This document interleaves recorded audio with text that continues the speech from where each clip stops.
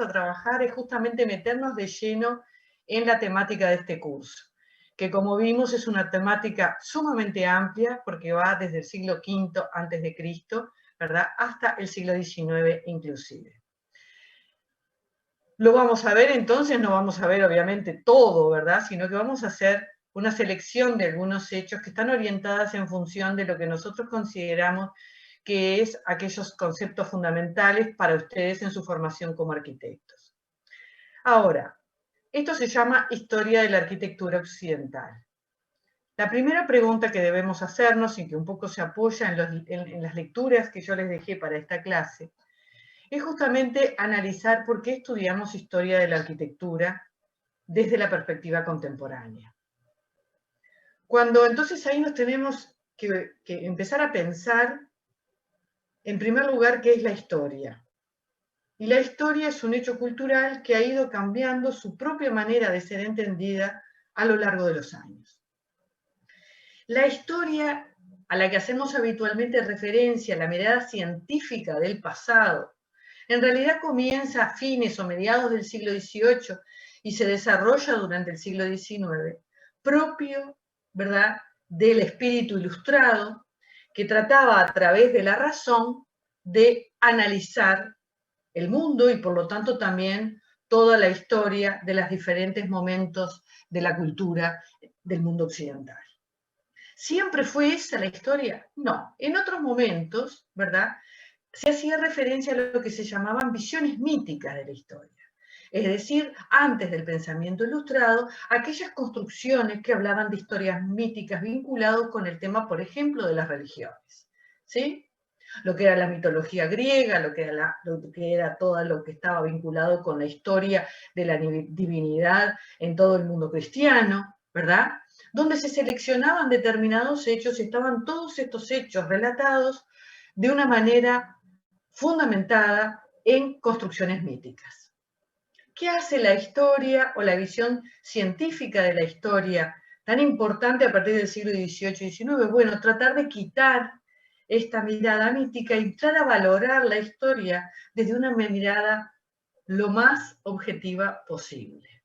Hoy vamos a ver qué cuestionado es eso de decir la historia objetiva. Pero sí, la ilustración, justamente el otro día los que están haciendo la profundización del siglo XIX lo vieron, lo estuvimos conversando, es decir, el mundo ilustrado, ese que se basa en la enciclopedia, que confía en la razón, que confía en la investigación científica, va a tener un pensamiento que está vinculado con la idea de evolución, con la idea de progreso.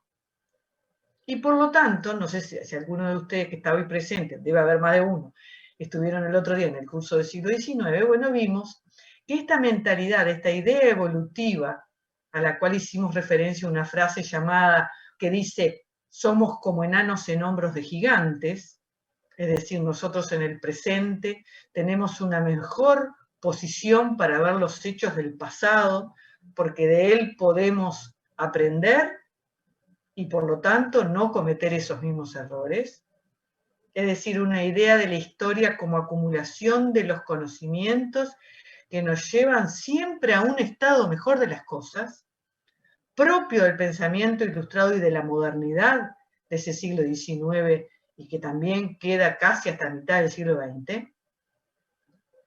Esa idea, entonces, justificaba el hecho de estudiar la historia, y la historia en particular de las formas arquitectónicas, porque evolucionábamos hacia un estado mejor de las cosas. De hecho, el propio movimiento moderno, basado en ese pensamiento ilustrado, teñido de ese pensamiento ilustrado, también piensa que el momento arquitectónico es un momento mejor que los anteriores. Esa idea de superación, esa idea de avance que tiene la historia, solo.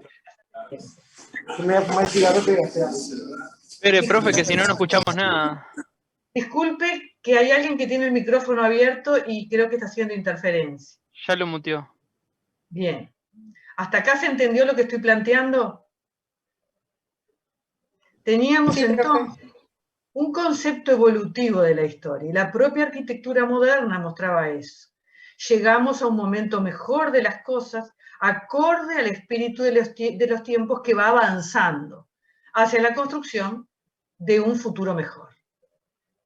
Eso, sin embargo, con la llamada crisis de la modernidad del siglo XX, entra justamente en cuestionamiento.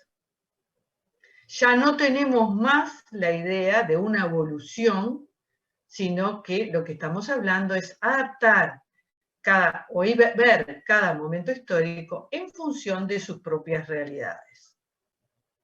Ahora, lo que sí es importante, y esto es lo que nos vamos a basar y a justificar de por qué estudiamos historia e historia de la arquitectura, es para basarnos, digamos, en lo que justamente opina Antonio Pisa.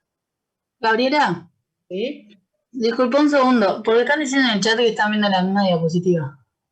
Sí, están viendo la misma diapositiva. Okay. ¿Y sabés por qué están viendo la misma diapositiva? Porque quiero que la miren bien de bien, porque ahora vamos a hablar mucho de ella. Genial. Estoy hablando de historia, estoy hablando de dos obras humanas, como las estoy mostrando allí, dos obras, dos construcciones artificiales, que están teñidas de interpretación histórica. Y por eso las estoy dejando. ¿Sí? Entonces les decía, ¿por qué estudiamos historia si ya ha caído en desgracia la visión de que la acumulación de conocimientos necesariamente nos lleva a un mundo mejor? La crisis de la modernidad, justamente basado en lo que han sido las debacles mundiales durante el siglo XX con los dos grandes conflictos, las dos guerras mundiales, mostraron que los avances en los conocimientos científicos y en la tecnología lo que hacían era destruir al propio ser humano. Lo mismo los avances actuales. Estamos en una continua tensión entre la evolución y aniquilación del planeta. ¿Sí? Entonces, ¿por qué estudiamos historia? Si ha caído esa visión lineal de progreso. Bueno, nos adscribimos entonces a lo que opina Pisa, ¿verdad? Antonio Pisa, que dice que es en una era donde todo pasa por la máquina del consumismo, donde estamos plagados de cosas de cómo debemos comportarnos y de qué queremos desear, qué tenemos que desear para ser felices, parece necesario que la arquitectura, como otras ramas, ¿verdad?, de la actividad humana, sobre todo creativas, necesiten entender el pasado para poder construir su futuro y salir, ¿verdad?, de la máquina del consumo. Cuando nosotros esto se complementa con un pensamiento, ¿verdad?, de Bloch que dice, ¿no?, el historiador crítico, que es lo que vamos a hacer nosotros, vamos a hacer una historia crítica, no vamos a hablar de relato de hechos, busca en el pasado las respuestas a sus problemas del presente. Aunque estos literalmente no se encuentren, sirven para entender mejor lo que estamos viviendo y así poder proyectar el futuro. Basados en esto, en este pensamiento del Bloch, y volviendo otra vez a la imagen anterior, la pregunta es, ¿por qué estudiamos ahora historia de la arquitectura? En particular, ¿por qué necesitamos historia de la arquitectura para ser arquitectos? Y una de las cosas fundamentales es entender que la arquitectura es un hecho creativo. Y por lo tanto, todo hecho creativo está basado en imágenes sedimentadas en la memoria. Y acá me estoy refiriendo a Panofsky, particularmente. No creamos de la nada. Tenemos una idea que surge en función de tener una visión crítica de algo que imaginamos o de algo que vimos o de una situación desde cero. Por lo tanto, esas imágenes que conformamos, que están alojadas en nuestra memoria, imagen como idea, estoy hablando en sentido platónico, ¿verdad?, nos habla de una determinada postura para resolver un determinado problema. Esto es importante porque justamente nos lleva a pensar, bueno, ¿cómo surge la arquitectura? ¿Por qué digo que está formada por imágenes sedimentadas en la memoria? Y aquí hago alusión justamente a esta imagen que está mostrando, ¿verdad?, una obra contemporánea y una obra de un pasado remoto. Estamos en el siglo I después de Cristo, obra del Imperio Romano.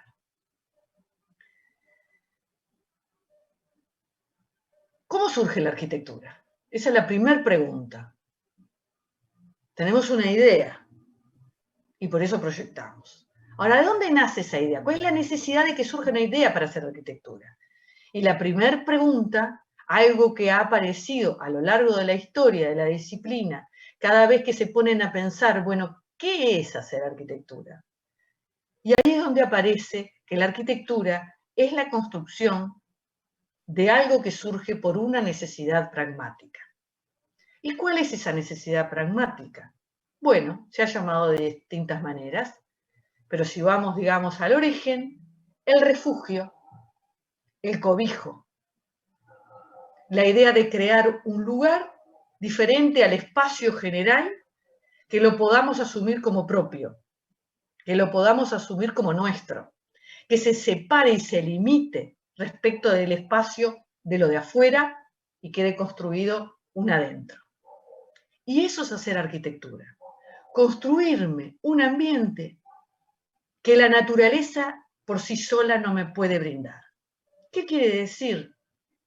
Que el hombre toma una actitud crítica ante las condicionantes naturales, imaginen el primer hombre, y decide construirse su propio hábitat. Y en esa relación, o sea que, ¿qué hace? Toma una posición, elige un lugar en el mundo, dice aquí me voy a sentar, y después de decir aquí me voy a sentar, ¿qué cualidades voy a tener en este nuevo hábitat? ¿Qué cosas necesito?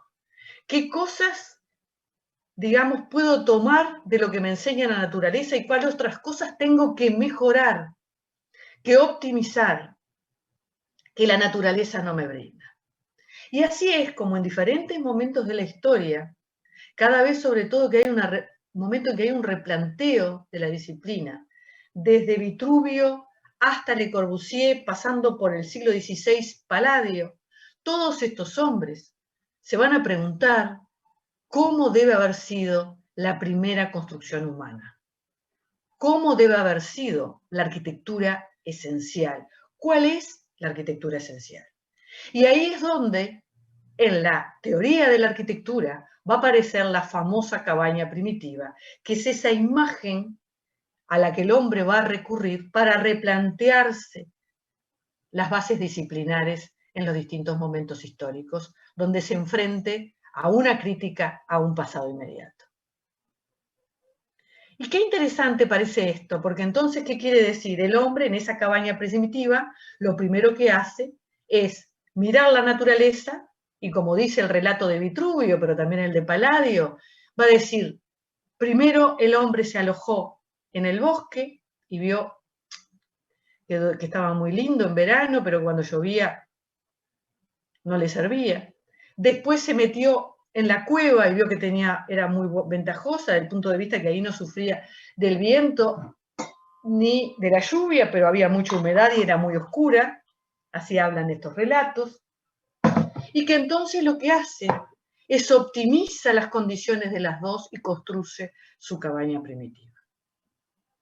Esto es muy interesante porque cuando no solamente va a tomar una postura crítica de la naturaleza para mejorarla, sino que también aprende de ella, y a su vez, también, al vivir en comunidad, al hacerse un hombre sedentario y estable, después veremos los relatos míticos cómo hablan del origen de vivir en comunidad, el hombre va a mirar cómo hizo su vecino su cabaña, y va a decir, ah, mira qué bien. ¿Vieron cuando uno va a un camping que empieza a hacer las tolderías? Dice, ah, mira, que él le puso un alerito, mira qué interesante cómo lo hizo. Bueno, yo lo voy a hacer igual y mejor. Entonces, los dos grandes referentes de la creación arquitectónica son una postura crítica ante la naturaleza y una postura crítica ante arquitecturas contemporáneas o arquitecturas del pasado, ya sean construidas, ya sean reales o ya sean imaginarias esas arquitecturas. Los dos grandes referentes del proyecto van a ser las propias construcciones humanas, ¿sí? Ya les digo, pueden ser reales, que se vean, palpables, o quizás arquitecturas relatadas, que estén en el relato oral, como va a pasar en la Edad Media, y que el proyecto va a tratar de imitar. Y por otro lado, también la postura crítica ante la naturaleza. Ahora si pasamos directamente a esta obra, a estas dos obras. ¿Qué obra es esa obra contemporánea? A ver si alguno sabe qué obra es. ¿Cuál? ¿Sí? ¿No te escucho? ¿Cuál? La Magdalena. Esta que está acá. Entonces Obra no. contemporánea. Esto me parece que contemporáneo no es, ¿no? Sí, sí, perdón. ¿Qué obra es? ¿Quién es el autor? Nadie vio. ¿Puede ser que sea Foster? ¿Cómo? Foster, puede ser. Foster, Norman Foster. Sí, cómo no. Norman Foster. Arquitecto inglés que tiene la obligación de hacer esta mediateca. Es una mediateca en la ciudad de Nimes. Y construir este edificio de funciones culturales, de difusión de la cultura, ¿verdad? Frente a uno de los edificios testimoniales del Imperio Romano mejor conservados al presente. Esta es la llamada Maison Carré en Nimes, ¿verdad? Que data del siglo I después de Cristo, en la época de Augusto. Es un templo romano en honor al imperio. Estaba dedicado a los dos nietos de Augusto que iban a ser los que iban a detentar el poder. Lamentablemente fallecen jóvenes y no lo van a suceder a Augusto. Pero esta obra del Imperio Romano tiene un valor patrimonial, ¿verdad? A nivel occidental fundamental. Representa no solo lo que fue en su momento histórico, sino que representa en la contemporaneidad todas las bases en las que se gesta la cultura occidental. Foster, que tiene que realizar este edificio, gana un concurso, ¿verdad? Imagínense la responsabilidad de hacer una obra contemporánea frente a este testimonio del pasado. No opacarlo, pero tampoco pasar desapercibido. Y ahí está muy interesante ver cómo para hacer arquitectura se necesitan justamente conocer la historia de la arquitectura para poder responder adecuadamente. ¿Y qué hace Foster? Foster es un estudioso, ¿verdad?, de estas relaciones entre el diálogo entre las distintas obras sin perder nunca las características contemporáneas de su obra. Entra en un diálogo analógico con el templo romano. Y lo que hace es resaltar y ponderar la importancia de este templo a través de hacer una reinterpretación de las bases que definen el proyecto. Si nosotros vemos aquí, podemos ver cómo Foster utiliza en la fachada el recurso inantis utilizado en la resolución de este templo romano, que es este pórtico con columnas al frente. Aquí vemos este pórtico, la escalinata, como vamos a ver ahora, que también tiene el edificio, y el frontón, que en el mundo del Imperio Romano representaba el tema del edificio, el tema fundamental, el más importante, a través de un relato figurativo dedicado fundamentalmente a la educación o la comunicación con las masas. Aquí tenemos que Foster justamente nos habla de que ese elemento relacionado con lo natural es la importancia que tiene hoy la fragilidad de la naturaleza y por lo tanto la necesidad de su cuidado y preservación. Y por lo tanto deja a la vista y expone en el lugar de lo que sería la materialización del frontón el tema principal del edificio, el cuidado de la naturaleza en el mundo contemporáneo. Si nosotros empezamos a analizar con mayor profundidad el proyecto, empezamos a ver los requerimientos que tenía este proyecto desde el punto de vista de las áreas con las que tenía que cumplir, y cómo inteligentemente Foster hunde la mayor parte de esas áreas para no opacar el edificio histórico, y cómo establece una relación de diálogo, creando un espacio de vivencia común público entre el frente del edificio y el otro. A su vez, el eje, ¿verdad?, que define justamente la construcción de los templos romanos, los va a identificar el valor de la fachada. Y el interesante juego, ¿verdad?, de alterar o invertir lo macizo por lo débil. Y donde aparece justamente la chela cerrada del templo romano, ¿verdad?, va a aparecer la chela vidriada y transparente de la mediateca. De una cultura occidental reservada para algunas castas a una cultura occidental abierta democráticamente al público a través de los nuevos sistemas de comunicación informáticos, que es lo que pretende ser esta mediateca. Aquí estamos viendo lo que yo les decía, el tema de la implantación. Cómo respeta no solamente la solución tipológica, después lo vamos a ver en el curso, tipo templo, en la organización general del edificio, en la organización espacial del edificio, sino el componente tipológico de pórtico, por supuesto resuelto en clave contemporánea, y la prevalencia de un eje como un elemento fundamental. No en vano, seguramente Foster, y por eso le traigo que en este salto interpretativo de lo que hace Foster al templo romano, evidentemente Foster conoce a Mies van der Rohe, ¿verdad? Y miren este camino intermedio en el acto del proyecto.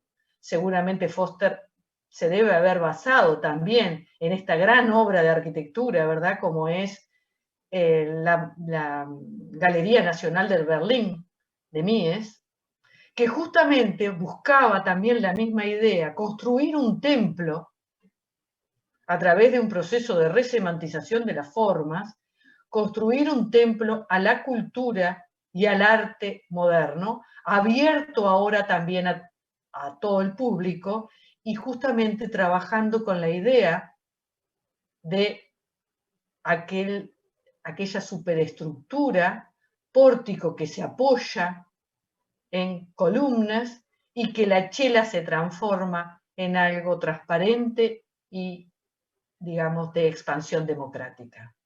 Donde el arte moderno, en la mentalidad de Mies, iba justamente a ser aquel arte que sale del museo para salir de alguna manera a la calle, y esto es lo que está haciendo Mies con este proyecto.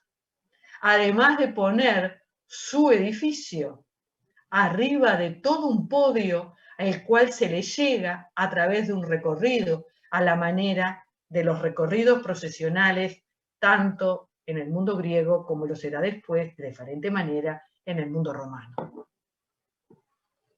O sea, templos a la cultura, interpretados de acuerdo a su momento histórico, dan como resultado este tipo de obras.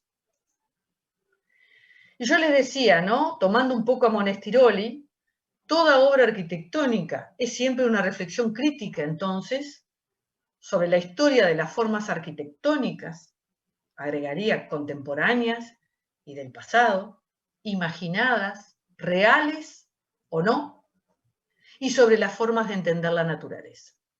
Miren ustedes, si analizamos un detalle de este templo romano, la Maison Carré, ¿qué estamos viendo? La arquitectura romana se va a basar en la arquitectura griega.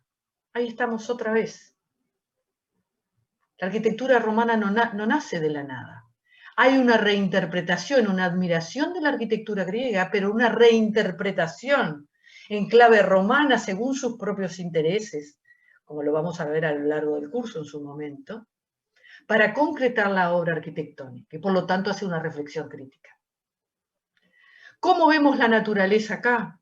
Bueno, la naturaleza está presente no solamente en los elementos naturales, sino en cómo los griegos se basaron para construir los templos a través de relaciones armónicas supuestamente deducidas del estudio de la naturaleza. Y ahí tendremos la visión platónica y la visión aristotélica, ¿sí? De una naturaleza que es el mundo de la idea, para después bajar a un término menor, que es la materia. Esas relaciones proporcionales, ¿verdad?, que están en el campo, en el mundo de la idea, se tratarán de trasladar a la obra arquitectónica que está mediada por la materia, según Aristóteles, tratando de hacer todas las correcciones posibles para acercarla lo más que se pueda. Y ahí está la importancia en el edificio de la consideración del mundo natural para hacer el proyecto. ¿Qué pasa en la contemporaneidad? ¿La naturaleza es mirada de la misma manera? No. La naturaleza es mirada ya no con ese carácter vinculado a una construcción divina. Y eso es otra de las cosas que nosotros vamos a ver en el curso, cómo cambia entonces la forma de hacer y de concebir el proyecto. Vamos a tener una arquitectura como esta de Foster, cuya preocupación por la naturaleza está parada en otro lado, en otro lugar. Y por lo tanto, todos los sistemas con que este edificio está pensado, concebido en el acto proyectual, está fundado, ¿verdad?, en energías renovables, en un edificio inteligente, en la no contaminación, es decir, en la preservación de una naturaleza que se está extinguiendo.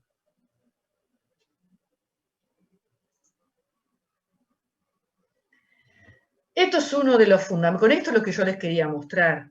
Es fundamental por qué es clave que para un estudiante de arquitectura necesite conocer historia de la arquitectura.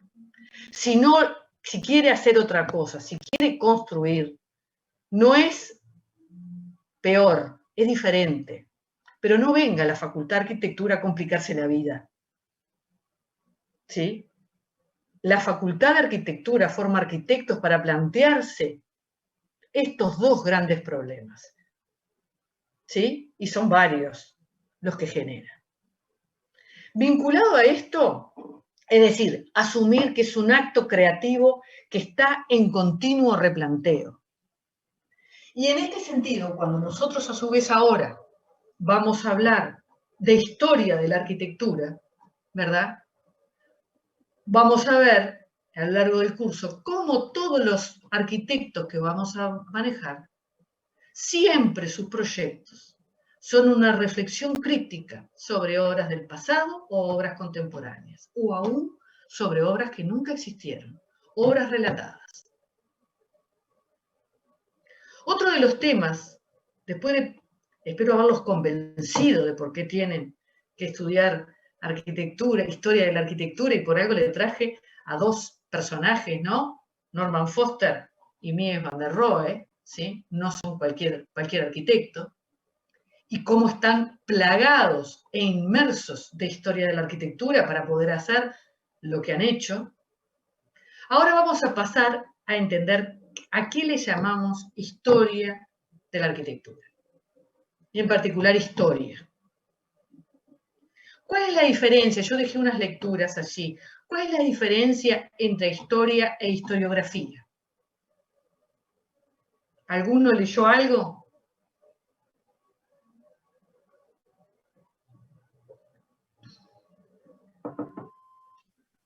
Profe, ¿no es que ¿Sí? la historia mantiene las interpretaciones de las personas y la historiografía trata de descomponer posturas visiones para tener un hecho general? Bueno, yo te diría, Historia no es, perdón, a ver, sí, dale. historia es como los documentos, toda la documentación. Historiografía vendría a ser el que estudia esos documentos, ¿puede ser? Ah, más o menos. Ahí va. Lo ¿Puedo importante, agregar algo? a Ay, ver, perdón. No, agregar algo a la definición tipo de historia, ¿a qué nos referimos? Que es la la autobiografía de los historiadores.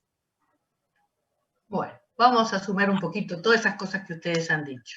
Lo importante entonces que me quería aclarar es que el término de historia entonces no está tan claro. ¿Sí? Uno dice historia y parece que lo entiende todo el mundo. Y resulta que cuando se pone a profundizar qué se entiende por historia, empiezan a aparecer estas cosas, ¿no? En otra clase nos vamos a preguntar qué entendemos por belleza, también parece muy fácil y cuando entramos a ver el término se complica enormemente. Historia. Lo primero que tenemos que decir es que la historia no existe.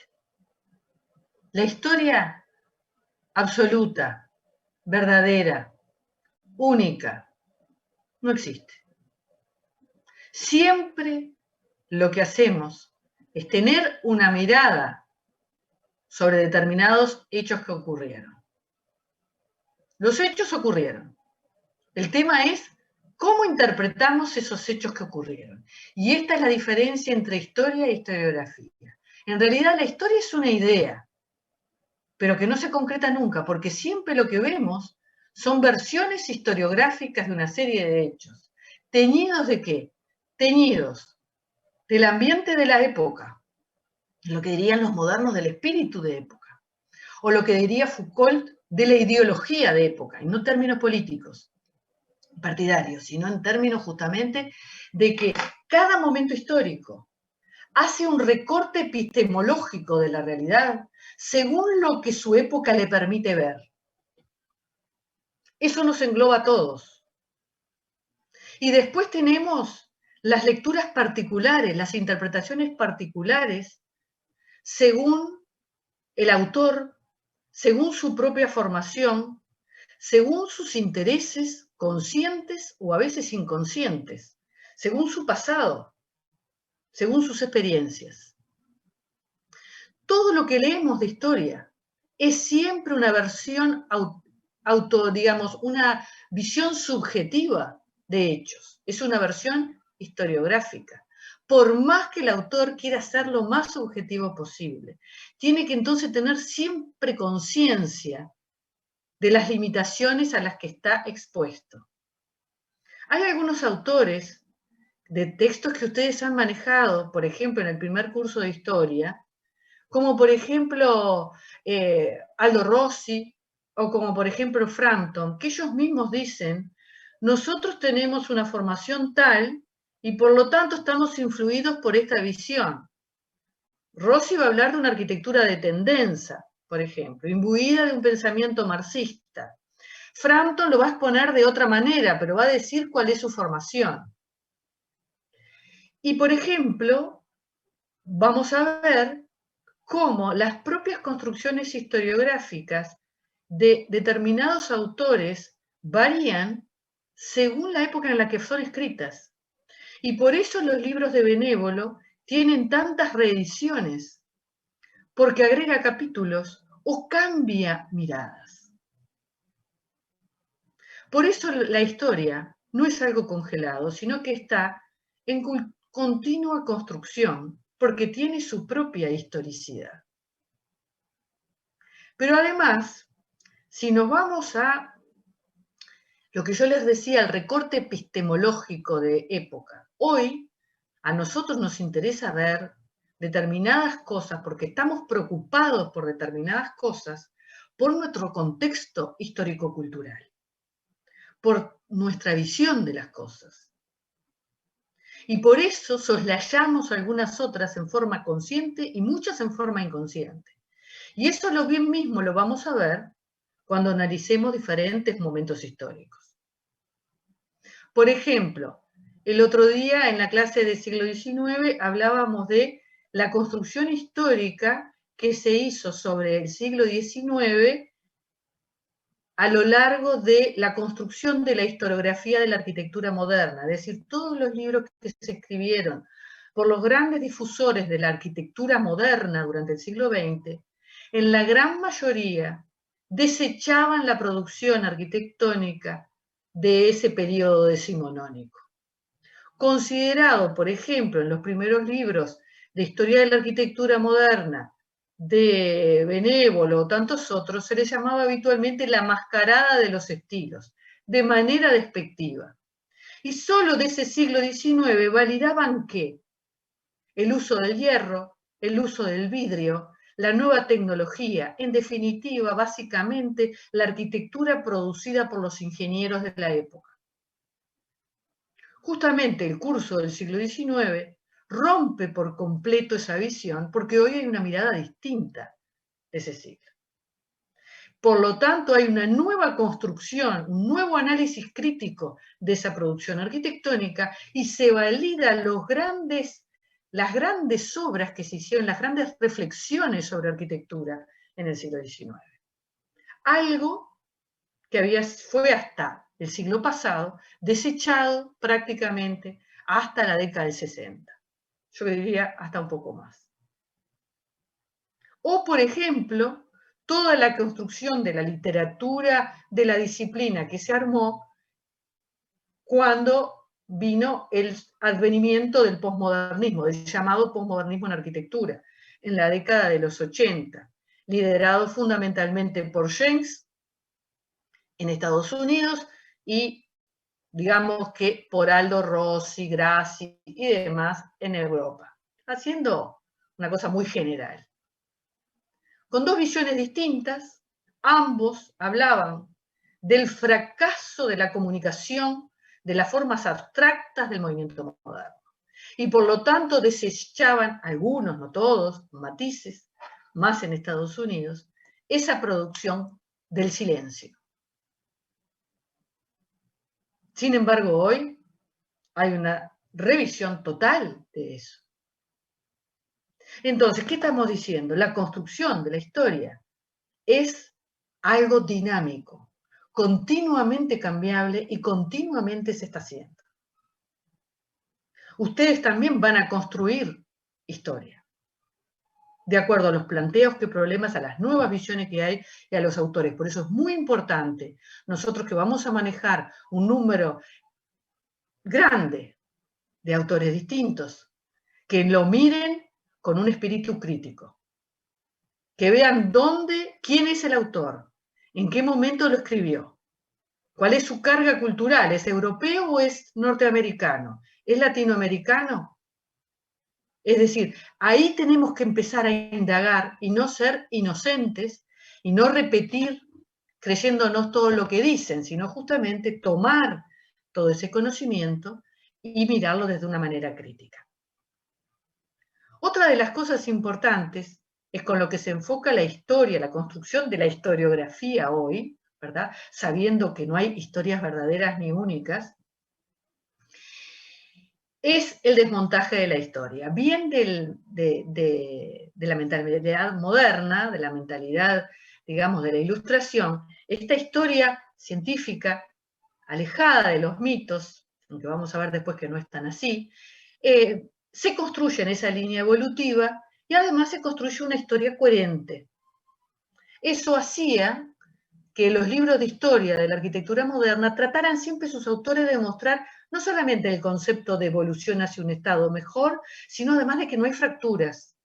Y entonces autores como Gaudí, autores como Asplund, autores como Aalto, el propio Wright, les quedaba como fuera de la línea. Y por lo tanto trataban de alguna manera de soslayarlo o de ponerlo como un caso atípico. Hoy se ve que no hay una modernidad, nunca hubo una arquitectura moderna, hubo múltiples arquitecturas modernas con múltiples interpretaciones, que justamente es lo que la mayor parte de los autores que manejamos ahora, no construir relatos sin fracturas, sino justamente lo contrario, a analizar las fracturas, a analizar aquello que no cumple la regla, para ver por qué hubo determinado cambio. Eso es lo que le llamamos el desmontaje de la historia, salir de los relatos aprendidos.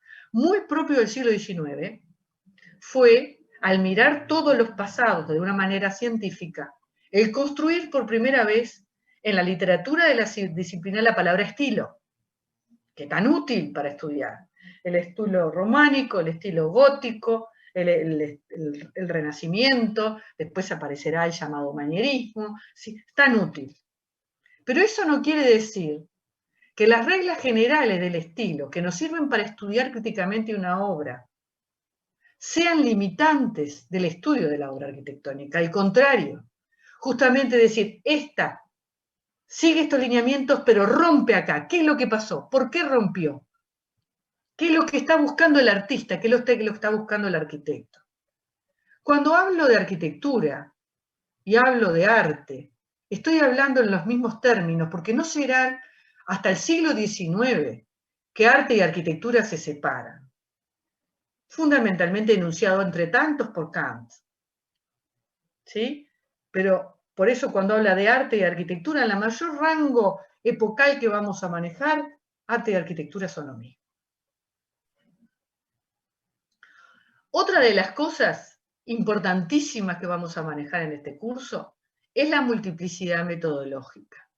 Vamos a manejar distintas metodologías según convenga para el objeto de estudio. Y esto es importante, no hay metodologías ni mejores ni peores. Tenemos que usarlas como instrumento para poder acercarnos al conocimiento de ese hecho tan complejo que es el objeto arquitectónico. Y hoy vamos a enunciar 4 básicas, de las que habla Argan, que son aplicables tanto para el arte como la arquitectura y que está en una de las lecturas, por eso las voy a nombrar, porque la lectura es muy sencilla.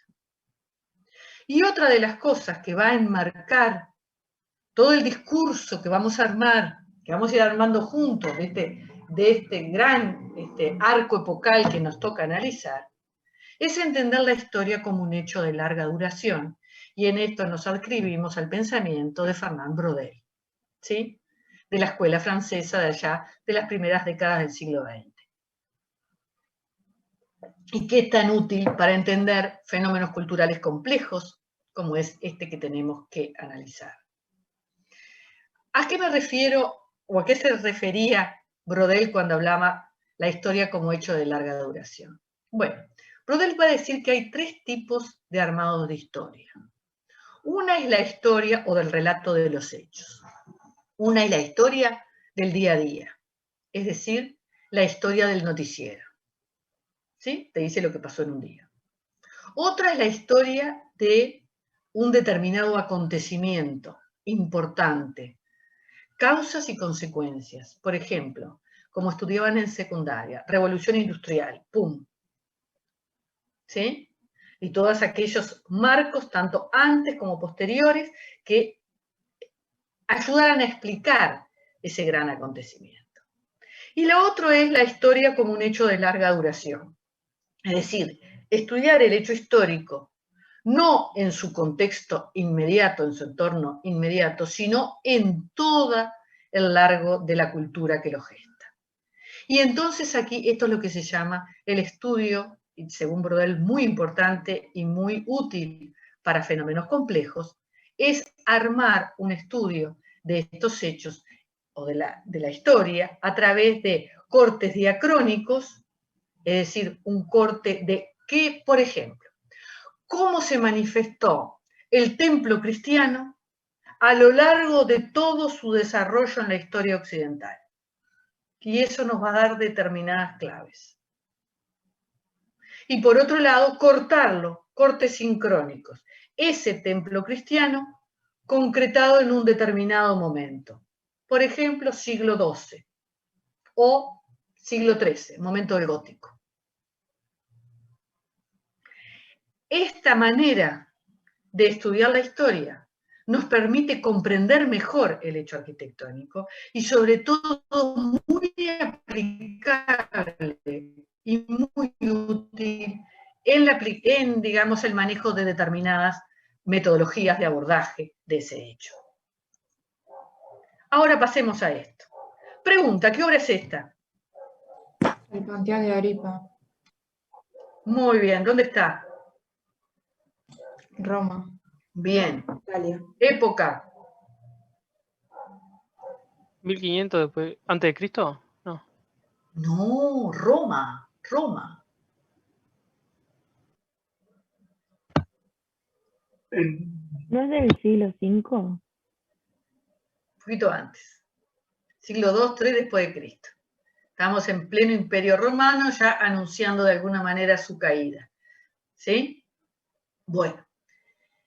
Estas son las cosas de parte de la cultura arquitectónica que ustedes van a tener que conocer, ¿verdad? La aspiración de nuestro curso es que ustedes justamente se empapen de estas obras arquitectónicas y cuáles son sobre todo las bases que guiaron el proyecto arquitectónico.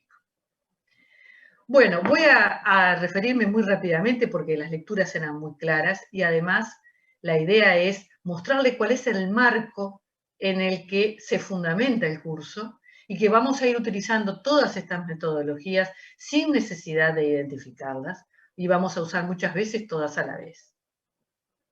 Las 4 metodologías de las que hablé Argan son la formalista, la sociológica, la iconológica y la estructuralista. Nos vamos a apoyar en todas ellas según nos convenga, según nos resulte adecuado a la hora de analizar el objeto de estudio.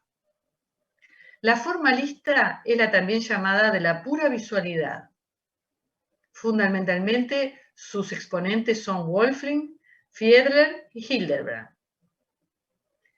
El método sociológico es el que se basa en la causa y efecto, justamente bien basado en una mentalidad ilustrada.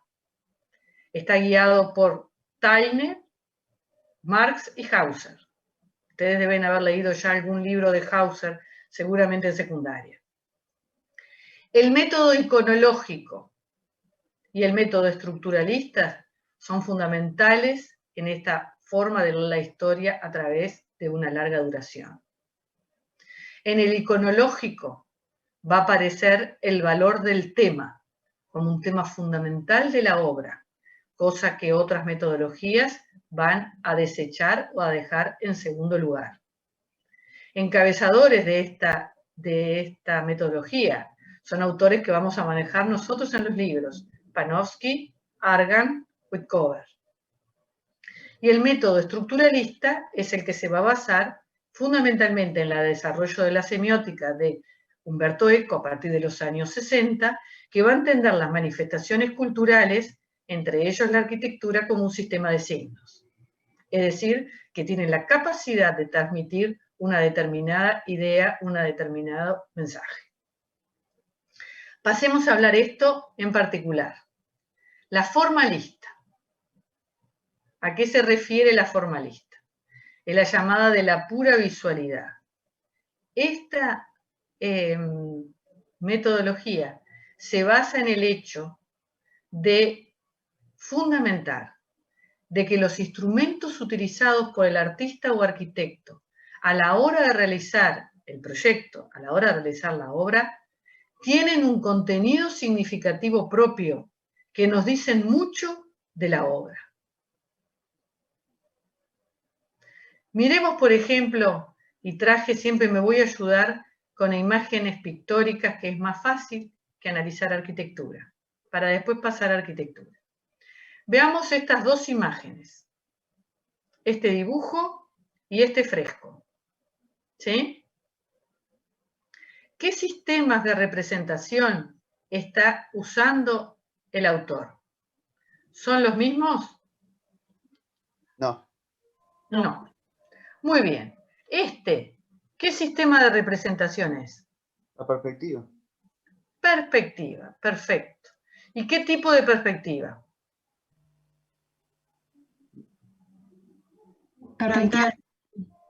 Perdón, ¿cómo dijiste? Yo dije central. Central, perfecto. Una perspectiva central de un único foco. ¿Sí? Muy bien. ¿Cuáles son los sistemas de representación que está usando el autor en esta obra.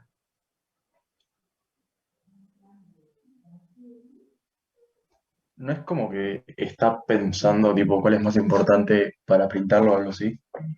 Exactamente. Acá no estamos viendo que busca la perspectiva central. La perspectiva central busca una representación, asimilarse o asemejarse a lo que el ojo humano ve. ¿Sí? Es un método matemático y geométrico que trata de reproducir lo que el ojo humano ve. Por eso hablamos de que hay un solo punto de vista. ¿Sí? En este caso, ¿está bien? Sí. Donde la totalidad de la obra se aprecia desde ese punto de vista, digamos, preferencial. En cambio, por lo tanto, esta perspectiva, este dibujo, los tamaños de los objetos van a disminuir si están más lejos. Este personaje que está acá, no sabemos si tiene la misma altura o es más grande que este. Lo vemos más chico por la profundidad que me da el ojo, la visión humana. ¿Estamos de acuerdo? Sin embargo, esta representación es una representación de la Edad Media sumamente compleja. Utiliza como sistema de representación lo que se llama, por un lado, la perspectiva invertida y por otro lado, una representación jerárquica, porque a la Edad Media no le interesa representar lo que el ojo ve. Le interesa hacer una representación didáctica. Y aquí es donde entramos en el método que dice Fiedler y Hildebrand que tanto nos dicen de la obra de arte. Tanto nos explican sus sistemas compositivos. ¿Por qué a la Edad Media no le interesaba la representación de lo que el ojo ve? Porque lo importante en la obra arquitectónico-pictórica es un mensaje didáctico. Enseñarle al ser humano el dogma cristiano. Y el principal apreciador de la obra de arte no es el ojo humano, es el ojo del que todo lo ve, es decir, de la divinidad que está detrás del cuadro. Por eso hay una perspectiva invertida que hace que los pliegues del vestido que están más lejos se vean más cerca. Y además hay una representación jerárquica con el fin didáctico de mostrar, como decía el compañero, no solamente el tamaño habla de jerarquías, por eso es una representación plana, porque lo que está representando es el mundo del más allá, el mundo de la idea que no tiene la contingencia del mundo terrestre. Por lo tanto, no tiene profundidad, no tiene sombras. Los tamaños simplemente indican nivel jerárquico. Por lo tanto, el más importante es este personaje. Manos y pies no siguen lo que sería la proporción de un cuerpo humano, porque eso no interesa representar. Interesa representar cuáles son los puntos más importantes y por lo tanto también dotar de mandorla a las figuras que contienen santidad. Profe, ¿Sí?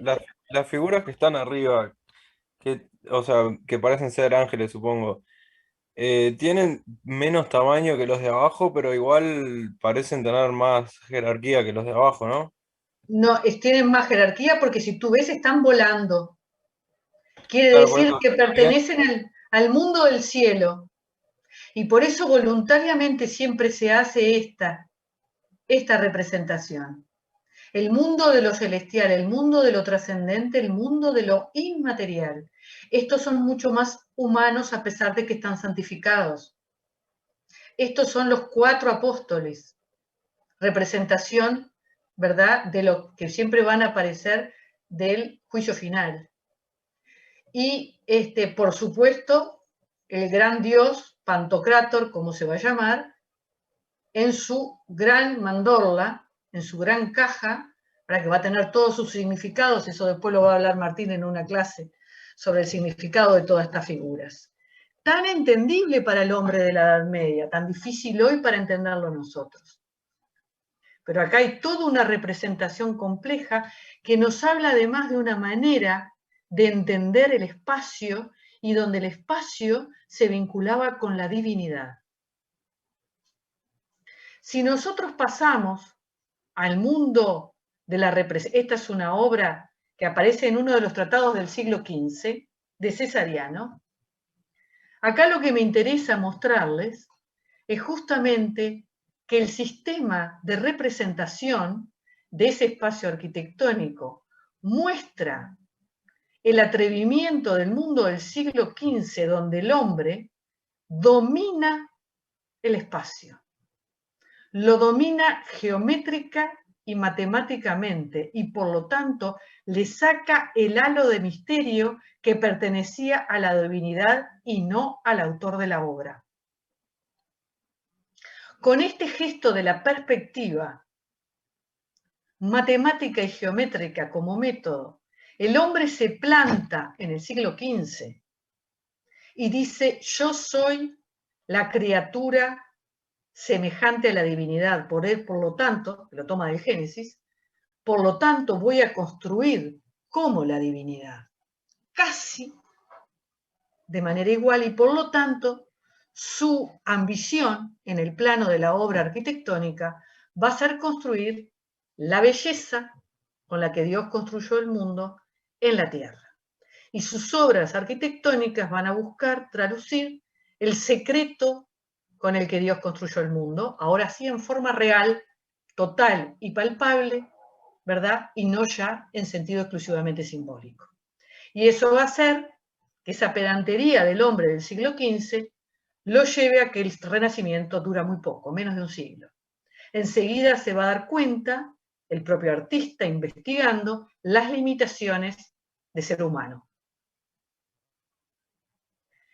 Esto es un desafío a las reglas que tenía de la Edad Media, y por lo tanto el Renacimiento es el posicionamiento del hombre, y además quita el foco de atrás de la obra a el protagonista, que es el usuario.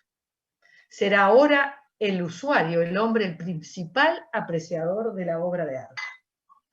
Y eso cambiará completamente la forma de posicionarse ante el mundo y por lo tanto de hacer arquitectura. Esta certeza del hombre del siglo XV, que la podemos ver ahora si pasemos a un proyecto, estos son dos proyectos para la planta de San Pedro, iglesia que no se construyó, hoy la vemos, se construyó una parte y se terminó de otra en el siglo XVII. Este es un proyecto de Bramante del siglo XV, que justamente buscaba materializar esa forma perfecta sobre la tierra. ¿Y qué es lo que ocurre con esto? Trata de hacer esa forma, ¿verdad?, traduciendo esas supuestas verdades que el artista va a encontrar y lo va a traducir a su obra, pero ya a la muerte de Bramante, cuando toma la obra Miguel Ángel ya en un periodo manierista va a empezar a mostrar que esa estaticidad del espacio, esa homogeneidad del espacio, ¿verdad?, ese dominio total del espacio empieza a perderse por los cuestionamientos a esos supuestos logros del hombre del Renacimiento. Y entonces acá estamos viendo cómo los instrumentos compositivos nos traducen el proyecto de Bramante en un proyecto dinámico, en un proyecto tensionado, en un proyecto que ha perdido la certeza del punto de vista central y estático de un hombre que empieza ahora, junto con la ciencia, a cuestionarse si la Tierra es el centro del universo. El método sociológico. El método sociológico va a decir, los temas históricos son los temas que van, digamos, el contexto sociopolítico, económico, determina la realización del arte y de la arquitectura. Sí, esto es cierto. Es cierto, por supuesto que sí. Pero no es siempre así. Hay momentos en la historia de la producción artística y arquitectónica que se adelantan a los cambios políticos, sociales y económicos. Y esto lo vamos a ver en particular, por ejemplo, en estas dos imágenes que yo le traigo, que es el proyecto de Faro de Boulet en el siglo XVIII y la pintura de David. David será después pintor de Napoleón, pero antes hablan justamente o tratan de simbolizar con su obra los valores de una nueva idea de Estado cuando todavía está vigente la monarquía en Francia. Los dibujos en particular de Boulet, de Lequet y de Delu, los más importantes son proyectos visionarios, casi 50 años de que se produzca la Revolución Francesa. O sea que vamos a tener las dos cosas cuando estudiemos un hecho arquitectónico. Por otro lado, el sistema o el método estructuralista o el sistema de signos. Después lo vamos a ver en profundidad a lo largo del curso. Pero es aquel que toma digamos, de manera útil cómo puede ser leerse la arquitectura si se lee como si fuera un lenguaje. Es decir, hacer un paralelismo entre lo que es el lenguaje hablado, entre lo que es la lengua y lo que es el habla. La lengua como aquello que perdura y el habla como aquello que muta históricamente, geográficamente, por etnias, por diferentes aproximaciones o absorciones de esa misma lengua. Y en este sentido ha sido muy útil, ¿verdad? Se han gestado muchos libros sobre este tema de cómo estudiar, por ejemplo, la arquitectura clásica a través de la mirada de su producción cultural, su producción arquitectónica a través de la mirada del lenguaje. No en vano surge esta teoría de la semiótica justo en los años 60, un poquito antes, cuando está en crisis, lo que yo les decía, el silencio de la abstracción moderna. ¿Sí? Pero por supuesto va a tener sus limitaciones, porque mientras la lengua, el lenguaje hablado, tiene una sucesión temporal de palabras que conforman el sentido, la sintaxis de la frase, la arquitectura, ¿de dónde la leemos? De acá para acá, de acá para acá, es decir, no es aplicable literalmente, sino que va a tener que hacerse sus propios, digamos, adecuaciones para que nos sea útil, pero nos va a ser muy útil. Y nos vamos a detener un poquito más en el método iconológico, porque de alguna manera el método iconológico resume o engloba mucho de lo que nosotros vimos en los métodos anteriores. El método iconológico, que está en una de las lecturas, es bastante claro, pasa por 3 etapas. Ahora, lo importante de este método es que mientras los demás no le daban importancia al tema, aquí sí, enunciado en particular por Panofsky, para Panofsky es fundamental en el método iconológico la incorporación del tema de la obra, es decir, de qué se trata la obra. Y veamos estos 3 planos. Él habla de que para hacer el análisis de una obra tenemos que pasar por 3 etapas. La etapa preiconográfica, que sería casi la misma que el método formalista, es decir, analizar cuáles son los recursos compositivos que están aquí, cuáles son las relaciones proporcionales, qué contenido simbólico tienen, esto que yo les decía, ¿no? El dominio del espacio por parte del individuo, ¿sí? Después pasar a la etapa iconográfica, donde aparece el tema, ahora vamos a ver eso, y por último, el iconológico, que sería el cierre, que desde la perspectiva contemporánea le da el intérprete. El iconográfico es el más importante, que lo diferencia de los demás, porque yo les decía, aparece el tema, y para Panofsky el tema es fundamental para la interpretación de la obra. A ver, yo les muestro esta obra, este fresco. Yo pregunto, en esta clase, ¿Cuántas personas religiosas hay? Me imagino que habrá muchas, pocas, de distintas religiones. Me imagino. Yo les pregunto, ¿alguno sabe qué hora es? La última cena. ¿Quién no sabía que era la última cena? Voy a preguntar al revés. ¿Alguien no sabía que era la última cena? ¿Eh? No, creo que no, que todo el mundo ya sabe, a pesar de que sea religioso o no, sabe qué obra es. Aparte de eso, aparecían en los textos. En uno de los textos estaba como ejemplo. Muy bien, pero más allá de los textos, uno la reconoce. Y eso es lo que nos lleva a nosotros justamente a pensar de que estamos justamente en un contexto cultural.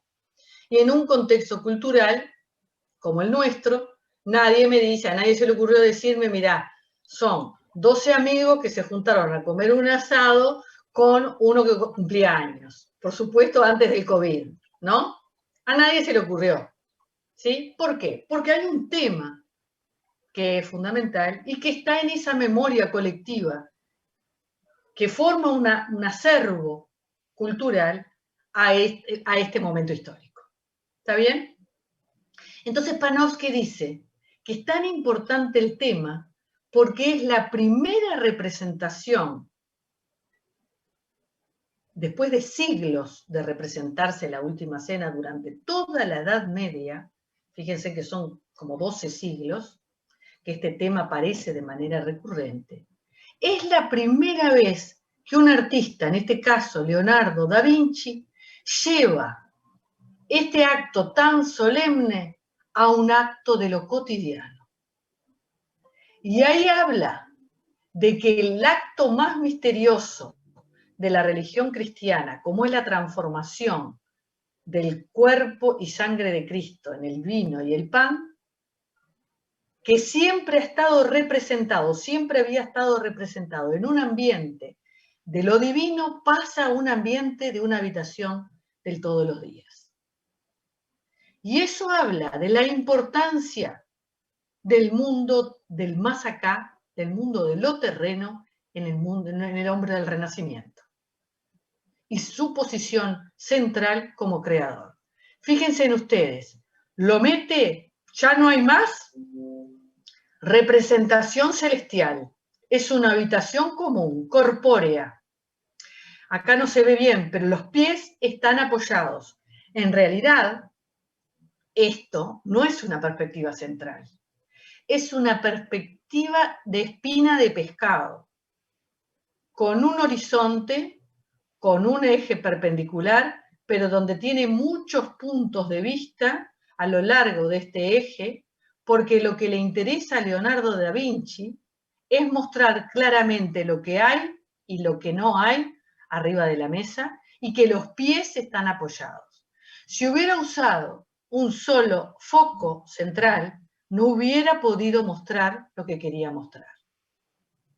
Hay un interés de bajar lo celestial, lo misterioso, al dominio de lo humano. Ya no es solamente el dominio del espacio, ¿sí?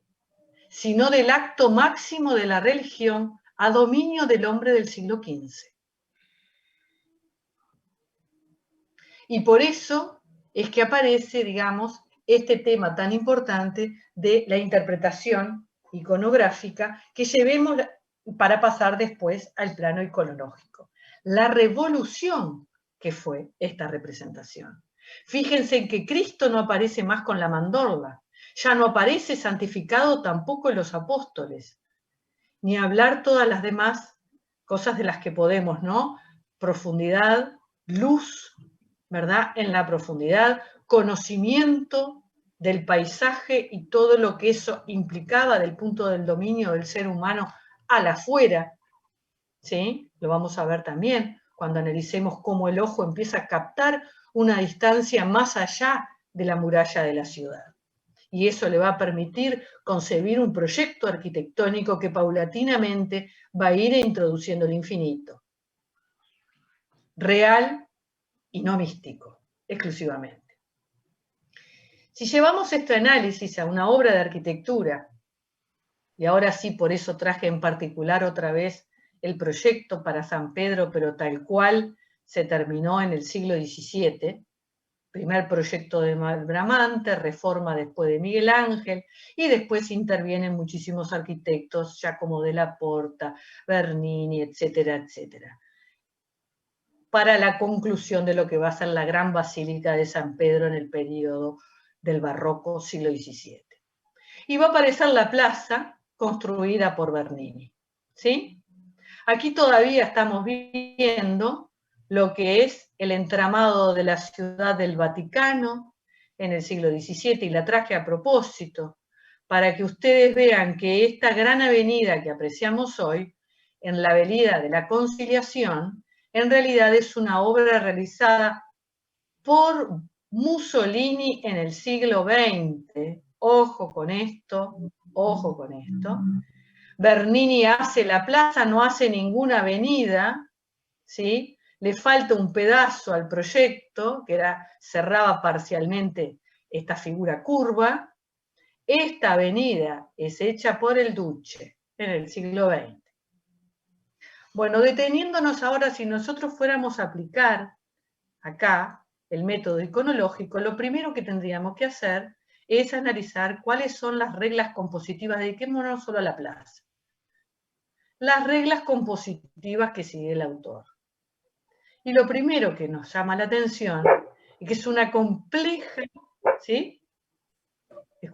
¿Escuchó? ¿Duda? Es un micrófono que está prendido. Por favor, chicos, somos muchos, 356. Si no apagan.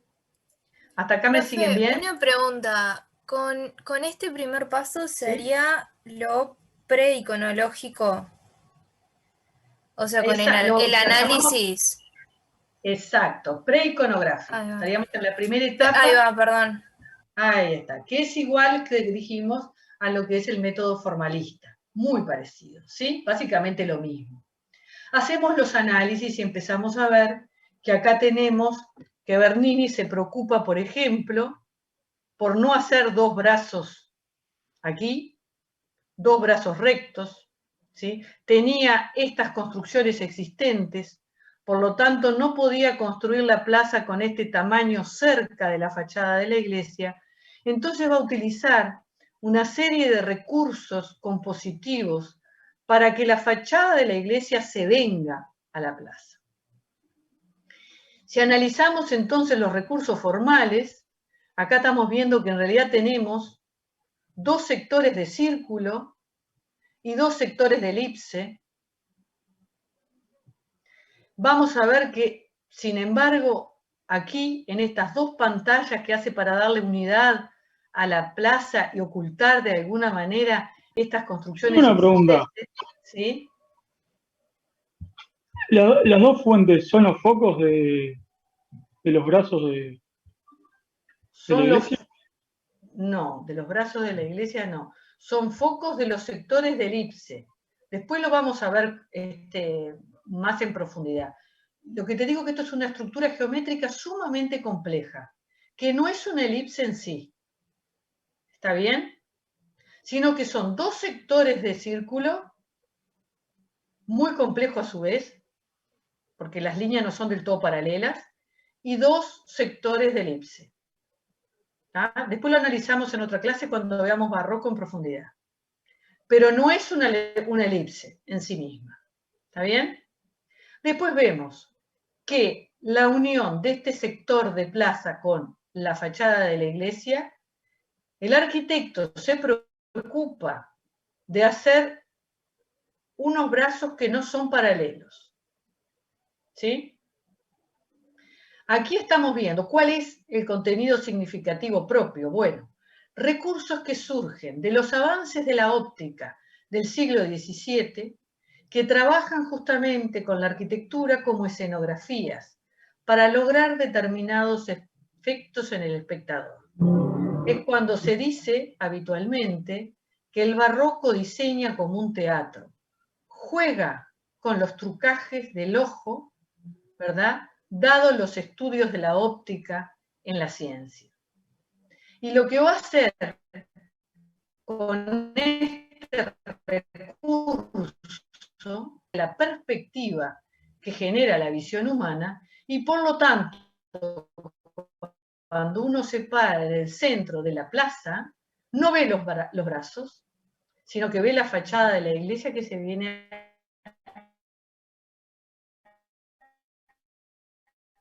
escenográfico utilizado en el ámbito de lo urbano para justamente modificar una visión. Y esto habla de mostrar desde el momento mismo que se está en el edificio,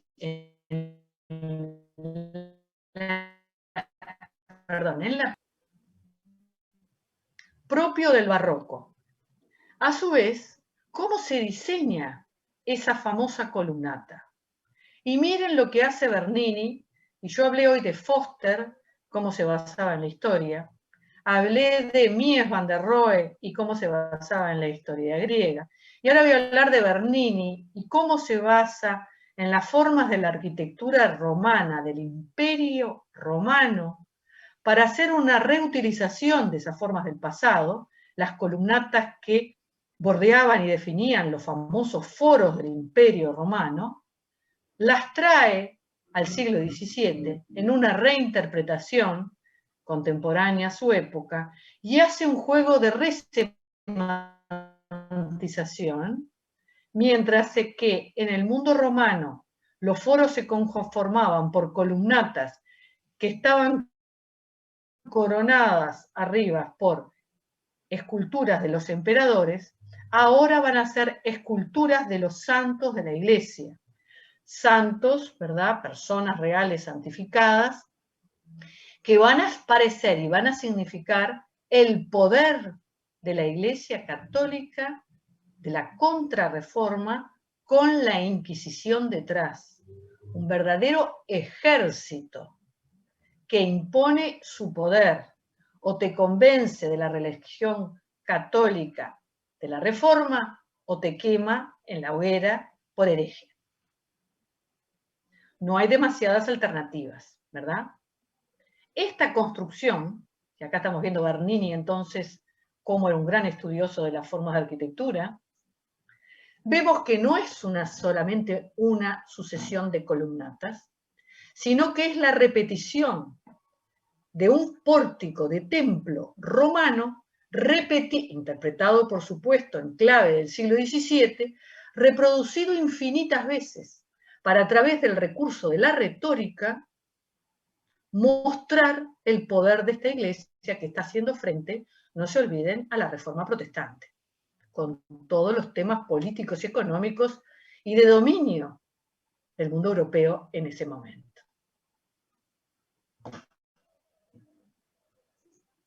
Y aquí lo que les digo, ¿no? Esto está mirado de otro lado, pero las ideas y los recursos de la composición nos hablan de la necesidad de expresar el poder dominante y de traer esa fachada que no se podía hacer más adelante, traerla a través de un recurso óptico al frente.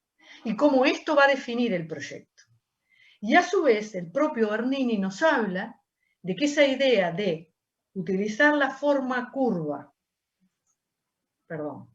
utilizar la forma del círculo y la forma de la elipse, es una manera de conciliar las dos teorías en disputa en ese momento histórico.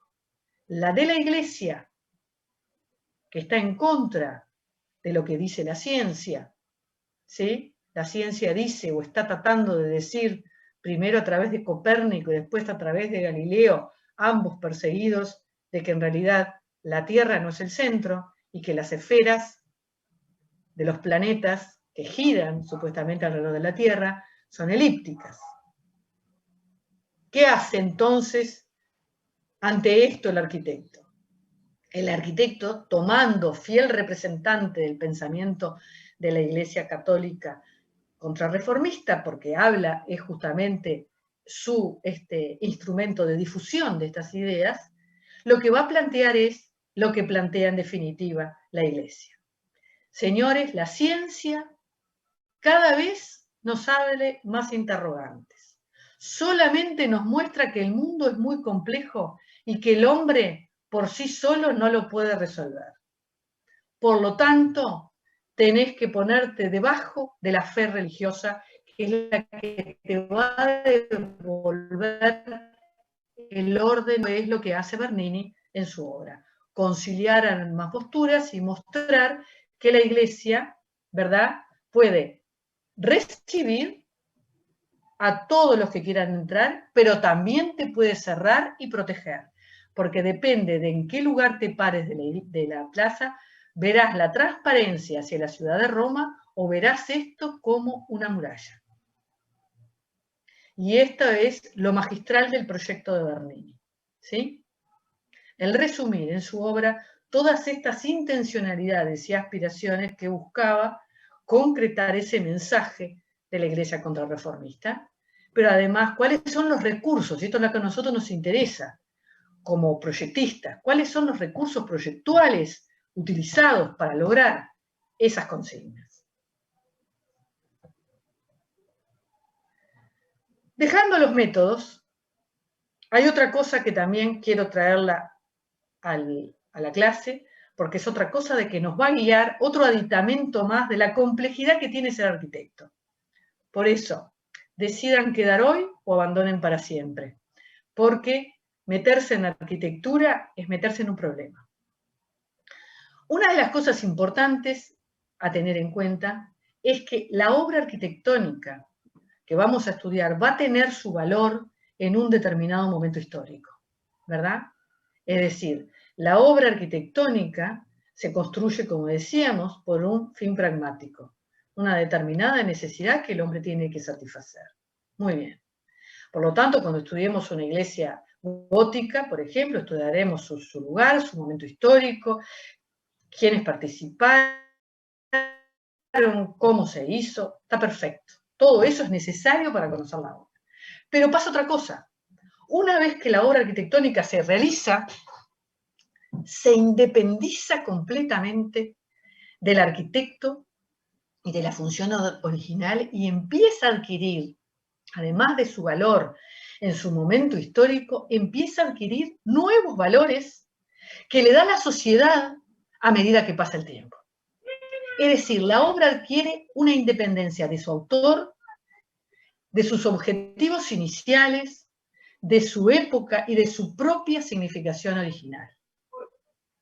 Y es fundamental esas libertades que adquiere, esas valorizaciones que se hacen de esa misma obra a lo largo de la historia para hacer nueva arquitectura.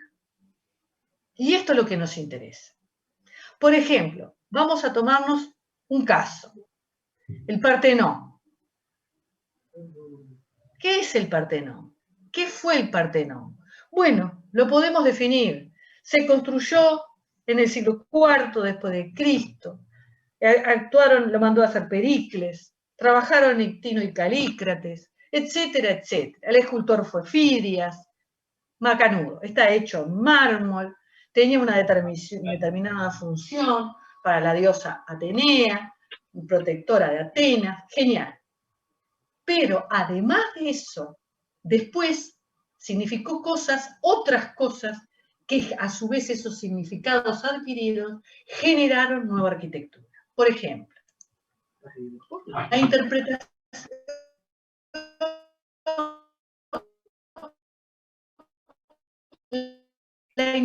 del Partenón.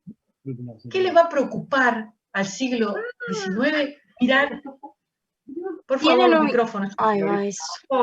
Por favor, son 352. Por favor.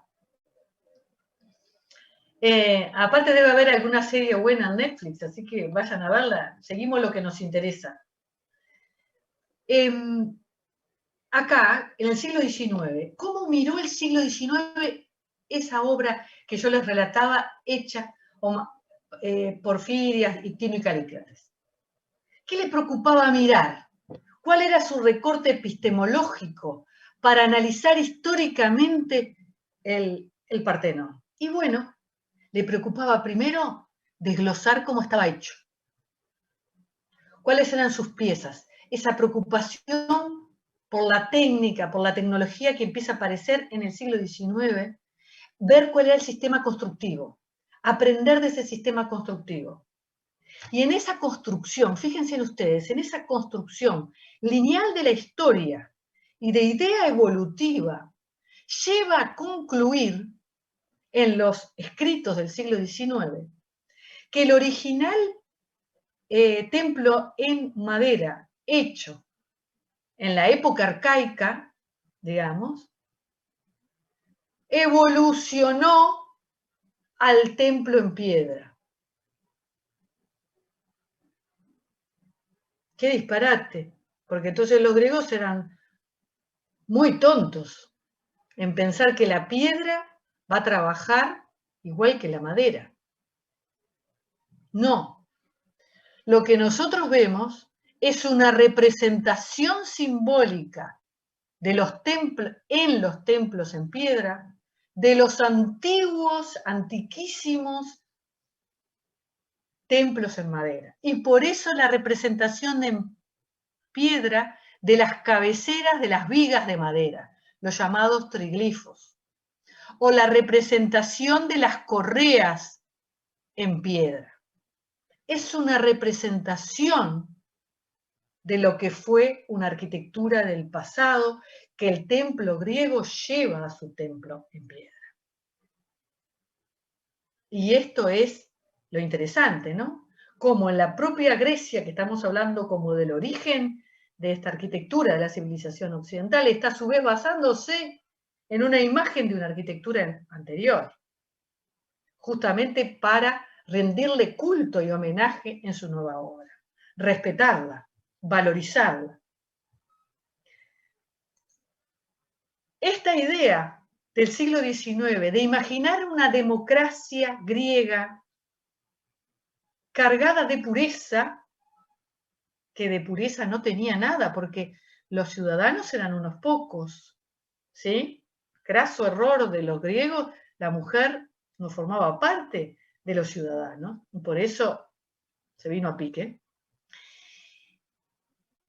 La idea de imaginar una arquitectura blanca vinculada con pureza, cuando en realidad ya en el siglo XIX, por las nuevas técnicas que tenían y las usaban en arqueología, ya como ciencia, veían perfectamente que los templos, en particular el Partenón, no estaban pintados de estos colores pastel, sino que el Partenón era rojo, amarillo, negro y azul. Pero no podían ir contra esa imagen de la democracia pura y de la democracia vinculada con el color blanco que va a generar arquitecturas durante todo el siglo XIX. Por ejemplo, no solamente en Europa, sino también en América del Norte y en América del Sur, las famosas casas blancas que van a ser representantes de los gobiernos de las nuevas repúblicas, identificados con esa idea de democracia y de ciudadanía. Y a nadie se le ocurrió hacer el Capitolio de Virginia rojo, amarillo y negro. Porque estaba esa imagen romántica de una visión de una Grecia clásica. Es decir, con esas imaginerías se hace arquitectura.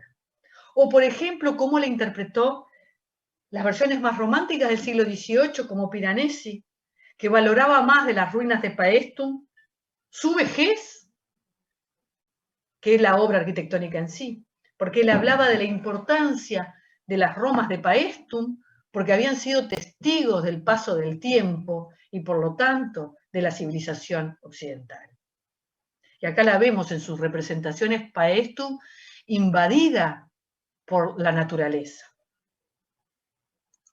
O la visión más racional del siglo XX, como por ejemplo Le Corbusier, que va a ver en la estructura trilítica, en la estructura, ¿verdad?, de elementos sustentantes y elementos sustentados con una clara diferencia entre ellos, típico pilar y viga, digamos hoy, va a ver que en realidad esta arquitectura tan apta para el siglo XX deviene de la primera construcción urbana, la cabaña primitiva, y en particular la visión de la cabaña de Logier del siglo XVIII, que decía, seguramente Logier, en el siglo XVIII, la cabaña primitiva se pareció mucho a un templo, es decir, el templo tomó después de esa primera construcción natural y por lo tanto esencial y por lo tanto racional, no contaminado por los avatares de la cultura. Y eso llevó a que se hiciera el templo griego con esa estructura trilítica. Y eso es lo que valida Le Corbusier en el siglo XX. La arquitectura más esencial es esta que hoy se nos permite ser gracias al hormigón armado. El propio Le Corbusier que dirá: mi único maestro en la historia, y en particular los sólidos platónicos, que son los que dan la base a la arquitectura griega. O el Partenón que inspira, las formas, digo, del Partenón, del templo griego, que inspira este invernadero hecho en Covent Garden en los años 80, cuando empieza ya el tema de la crisis energética y la crisis, ya tenía unos cuantos años, la crisis de la contaminación del planeta. Y donde en este caso Terry Farrell justamente expone esta obra en Covent Garden diciendo: si tenemos algo que hay que adorar, es el propio mundo natural, y por lo tanto le dedica una forma de templo a un invernadero. O, por ejemplo, Rob Krier, cuando habla de que dado el mundo contaminado, ya ahora del mundo contaminado desde el punto de vista del espíritu del hombre, ¿verdad?, totalmente corrupto por el dinero, el consumismo, el poder de las corporaciones, etc. Dice, bueno, hagamos una ciudad con formas que purifiquen ese espíritu humano y mandemos a pasar una temporada a los grandes hombres que hoy dominan el mundo para que se tiñan de un espíritu más sano. Y lo imagina armado con formas clásicas. Y bueno, este nuevo, si se quiere decir, este nuevo en definitiva interpretación también del Partenón, en el cual se inspiró la Mediateca de Nimes. Otra de las cosas que también les quiero decir es que no solamente estas interpretaciones que generan a su vez arquitectura y que son tan importantes como los hechos en sí mismos, las relecturas que se hacen en los distintos momentos históricos de una misma obra, es también las arquitecturas producidas por errores históricos. Por ejemplo, la arquitectura del Renacimiento, del Manierismo y del Barroco es casi un cliché decir que son de las mejores producciones arquitectónicas que todo el mundo reconoce que el hombre occidental ha realizado. El siglo XV, sin embargo, genera toda su tratadística, y sumamente desarrollada durante el siglo XVI, acerca de la validez de unos órdenes clásicos que él considera portadoras de los misterios de la belleza absoluta. ¿Y dónde los va a buscar esos órdenes originales, dados por Dios al hombre en un momento en que todavía no había recibido la verdad revelada? Los va a buscar ¿dónde? En la antigüedad clásica. Y dice que la antigüedad clásica es una unidad. Ellos no entienden, o el recorte epistemológico no les permite ver, de que Grecia y Roma son dos realidades distintas, separadas por muchísimos siglos. ¿Qué pasa? El Renacimiento, ¿dónde se gesta? Se gesta en Italia, en el norte de Italia. ¿Qué monumentos tienen? Que ven todos los días. Fundamentalmente del Imperio Romano. Tienen también, por supuesto, en Paestum de los griegos, pero fundamentalmente del Imperio Romano. Y por lo tanto, algunos historiadores dicen que no quisieron ver lo que ya sabían, que eran obras, las romanas y las griegas, pertenecientes a diferentes periodos históricos. Y sin embargo, basan toda su tratadística en función de medir, estudiar, dibujar y redibujar edificios donde tratan de encontrar esas verdades de la belleza absoluta en obras que pertenecían a tiempos muy distintos. Y a partir de allí se genera este tipo de obras, como es el templete de San Pedro de Bramante, uno de los edificios, digamos, de mayor calidad arquitectónica, y que resume las ideas del Renacimiento basadas, sin embargo, en el error histórico de pensar que la antigüedad clásica era una unidad. Y esto le va a tener los grandes problemas, porque cuando mida las órdenes van a tener, por un lado, los relatos de Vitruvio, que era romano, y que daba una interpretación del mundo griego. Los griegos nunca llegó nada escrito. Por otro lado, tenía ruinas griegas que medía y ruinas romanas que también medía y cuyas relaciones proporcionales eran distintas. Y además, para colmo de males, aparece una columna torsa que la tradición oral en la Basílica de San Pedro, en la antigua basílica, que la tradición oral decía que la madre de Tito, el que destruyó el templo de Salomón en su momento histórico, había traído esta columna del propio templo de Salomón. Por lo tanto, esta era la verdadera columna que había que seguir.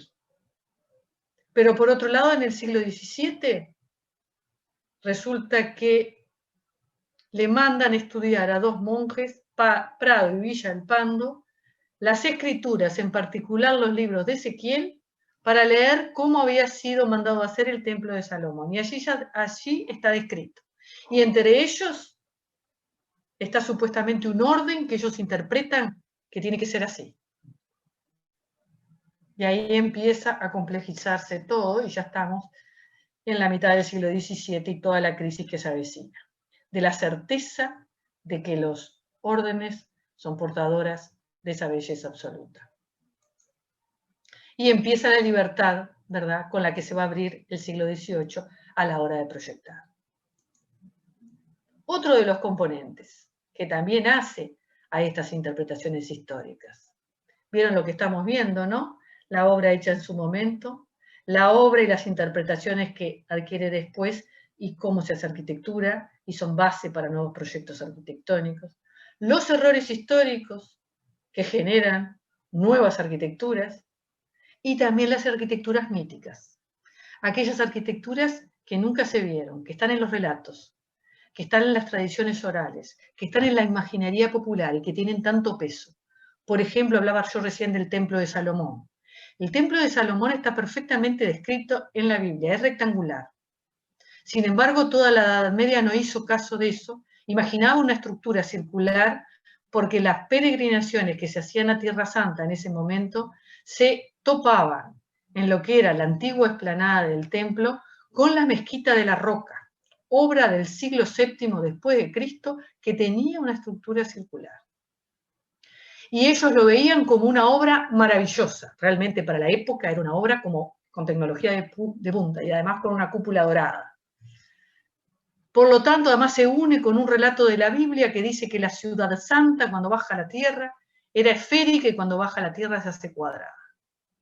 Entonces, esta idea del Templo de Salomón como una estructura circular va a ser de un peso tremendo en la imaginería del proyectista y va a generar que aparezcan no solo templos de pequeña escala, como San Vital en Rávena, o San Marcos de Venecia, mucho más, de una escala mucho mayor, construidas en base a reproducir ese templo de Salomón en el templo cristiano, con la conformación de una estructura centralizada que responda a esa idea del templo de Salomón.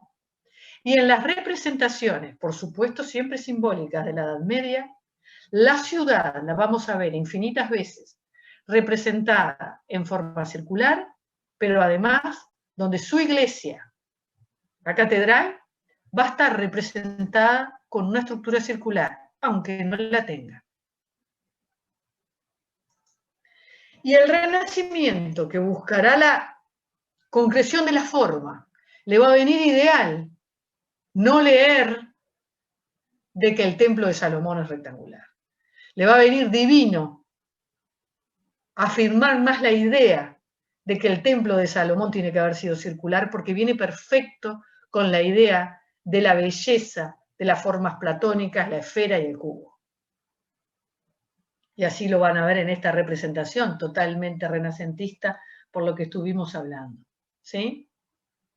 Miren ustedes la ascripción a todas las reglas de la perspectiva central, ¿verdad? Y el gran elemento arquitectónico que tapa esa idea todavía del infinito no permitida con una estructura central. Los propios proyectos, más allá de lo pictórico, las recomendaciones de Alberti, que habla de que para estar en presencia de Dios hay que construir el edificio religioso con esas formas portadoras de la belleza, con las relaciones proporcionales que se deducen de cómo Dios construyó el mundo y el mundo natural. El tema es que le preguntan a Alberti, pero decía una cosa, Alberti, ¿a vos te parece que el pueblo ignorante, cuando entre al edificio, va a poder captar que están esas relaciones proporcionales, musicales, matemáticas y geométricas? Alberti decía que una obra, para ser bella, tenía que estar en consonancia las tres armonías. Debería haber armonía musical, armonía numérica y armonía geométrica. Y que solamente si la obra arquitectónica cumplía con estas tres armonías, se podía estar en presencia de la divinidad. No había ningún otro recurso que pudiera hacer que la divinidad se hiciera presente en el espacio arquitectónico. Un espacio arquitectónico ahora dominado por el hombre renacentista. Le preguntaban a Alberti, ¿vos te parece que todos estos ignorantes que vienen a hacer el oficio religioso van a entender algo? Y él decía, tomando de alguna manera, parafraseando a Aristóteles, en realidad el hombre, por ser hombre, tiene la gracia de intuitivamente sentirse que está en presencia de esa armonía y por lo tanto en presencia divina. Y con esto Alberti resolvía el problema, y por eso Alberti recomendaba estructuras arquitectónicas que respondieran a esa organización centralizada, ¿verdad? De hecho, vemos acá esta iglesia de Santa María de la Consolación en Todi, que no está muy claro quién es el autor, algunos se lo adjudican a Alberti, y después, o a algún discípulo de Alberti, y después tenemos estos dibujos de Leonardo da Vinci, que también habla de la generación del edificio para la iglesia perfecta. Y el siglo XVII, ¿verdad? Como yo les decía, este estudio que manda a hacer Felipe II, este estudio que mandan a hacer de la Biblia en el siglo XVII, es anticipado por Felipe II cuando construye el Escorial, que imbuido de la cultura religiosa, pero además un conocedor de la Biblia, ¿verdad? Y de todos los tratadistas, anticipa lo que va después Prado y Villalpando reproducir en sus grandes volúmenes sobre el Templo de Salomón y cómo debió haber sido. Y entonces estructuras palaciegas a partir del siglo XVII se van a construir con esta imagen, con esta estructura arquitectónica, es decir, llevando la imagen del Templo de Salomón, algo relatado que no se sabe si alguna vez existió, al proyecto de arquitectura. Y no solamente la anticipación en el Escorial, sino tantos palacios que va a haber por Europa reproduciendo esta estructura en el proyecto, como es el Palacio de Mafra en Portugal, en Lisboa, el Palacio de Caserta en el sur de Italia, y así podemos seguir viendo cantidad de ejemplos que van a reproducir esta imagen, donde los monarcas se quieren sentir el rey Salomón. O las imágenes, ¿verdad?, no necesariamente vinculadas a la religión, sino otras imágenes literarias, como por ejemplo va a ser la imagen que nos va a dar Utopía de Tomás Moro, que va a ser tan importante para lo que va a ser las construcciones de todas las iglesias, de todas las ciudades a lo largo del continente americano.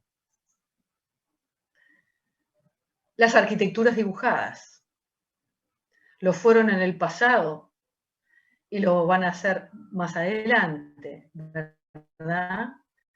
Las artes, la pintura, el dibujo, después va a ser el cine, ¿verdad?, como una manera fundamental para despertar la imaginería y ser base de arquitecturas futuras. En este caso, esta pala atribuida a Piero della Francesca, que está en Urbino, que habla de la ciudad ideal en el Renacimiento.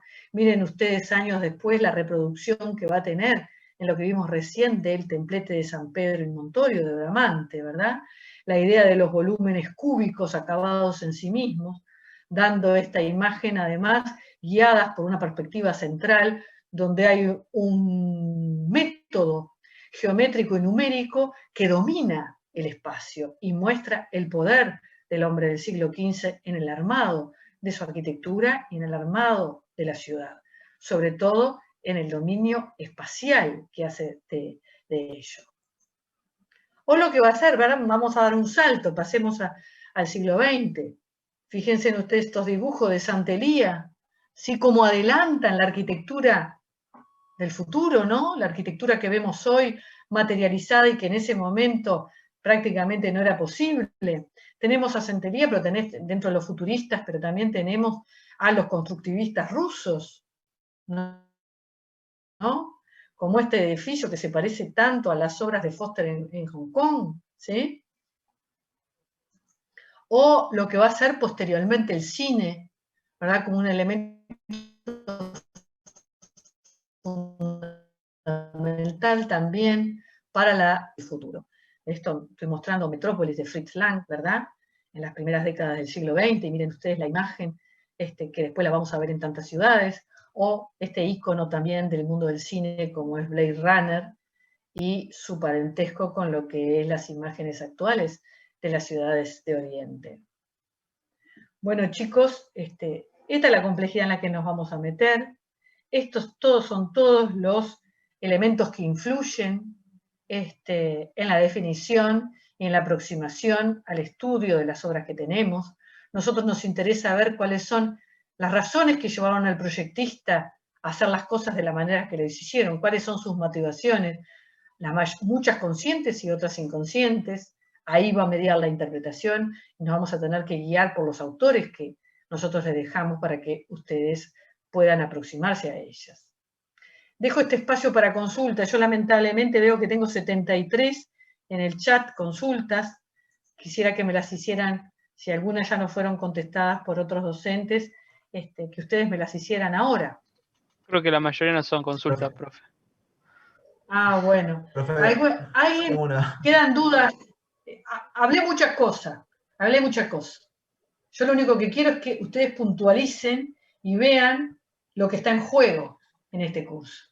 Que las cosas no son literales, que es complejo lo que vamos a mirar, pero que también es apasionante lo que vamos a mirar, ¿sí?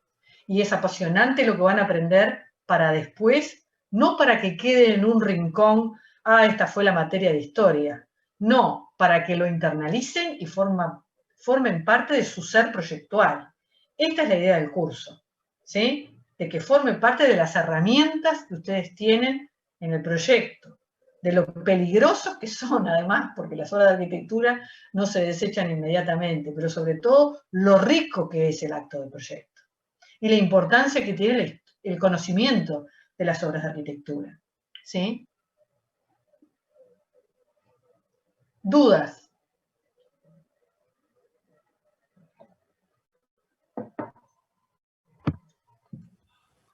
Profe, yo tenía más que una duda, una consulta de relación de lo de la clase con los textos, y es que en uno de los textos que se propusieron se hablaba de que tomara una base, ya sea un relato o cualquier cosa, dependiendo de la época y el momento en el que esté situado, cómo va a tomar esa base y qué va a hacer a partir de esa base para llegar a un final de proyecto distinto. O sea, creo que eso fue parte de lo que se mostró en la clase y quería saber si no le estaba errando lo que estaba interpretando. Está perfecto. Tú vas a ver que las obras, por ejemplo, del Renacimiento, son fuente de inspiración para arquitectos de distintos momentos históricos porque valoran y la miran de diferente manera. Claro, pero tomando la misma base se llegan como a puntos distintos porque en el transcurso está como la impronta de quien lo toma y desde qué perspectiva está mirando el proyecto, digamos, ¿no? Exactamente. Puede haber, y nos vamos a enfrentar a autores contemporáneos entre ellos que tienen visiones distintas sobre una misma obra.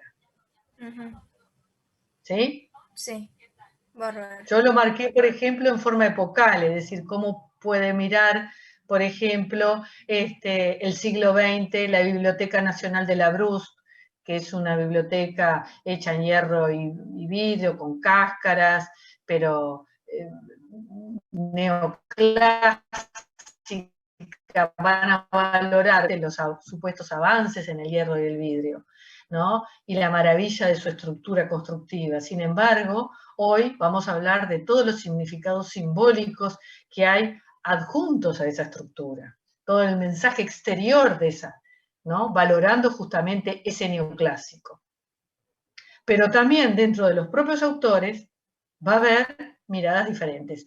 Es claro, por ejemplo, la mirada que tiene, lo diferente mirada que tiene sobre la realidad de los años 80, por ejemplo, un Venturi, criado en la cultura norteamericana, con una determinada, con la vivencia y experiencia de Las Vegas, ¿verdad? Y por otro lado, la que tiene Rossi, que viene de una ciudad con un tejido cultural histórico, con un peso completamente distinto, y por lo tanto, si bien son los dos, se puede decir, posmodernos, su visión de la posmodernidad es completamente distinta en función de sus lazos culturales. ¿Sí? Sí, quedó clarísimo. Gracias. ¿Sí? Y eso, ¿sabés qué hace? Hace que continuamente se estén escribiendo libros sobre el Renacimiento de nuevo. Sí.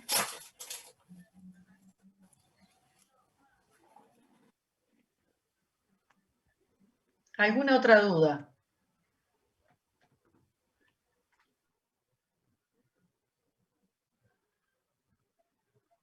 Algo que no haya quedado claro.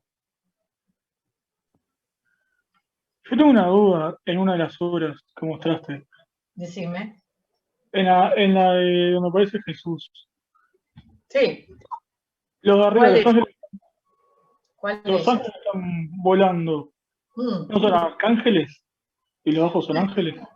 Escúchame, no importa la categorización. En la religión cristiana hay arcángeles, hay de todo. No es el tema. Lo importante es que son personajes que no son terrenos. O fueron, existieron y están de alguna manera santificados, y por eso esa idea de lo volado. En realidad, muy pocas veces se representa gente cotidiana. Cuando se representa gente cotidiana, vas a ver que tiene los piecitos sobre la tierra. Generalmente acompañando estas figuras están o reyes, que son de alguna manera personajes muy importantes, donde la divinidad le manda hacer algo y por eso aparecen en el relato. ¿Sí? Después vamos a ir viendo esto a lo largo del curso. Sí, ten en cuenta que hay una gran jerarquía, arcángeles, ángeles, santificados, beatos, ¿sí? Distintos grados. ¿Ah? Gracias.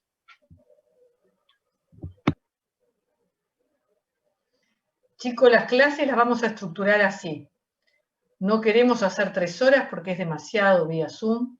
Vamos a hacer 2 horas de teórico sin cortar y vamos a después dejar este espacio para preguntas ya un poquito más distendidos. ¿Sí? Porque la verdad que pedagógicamente una clase que termina a las 11 es un poco fuerte.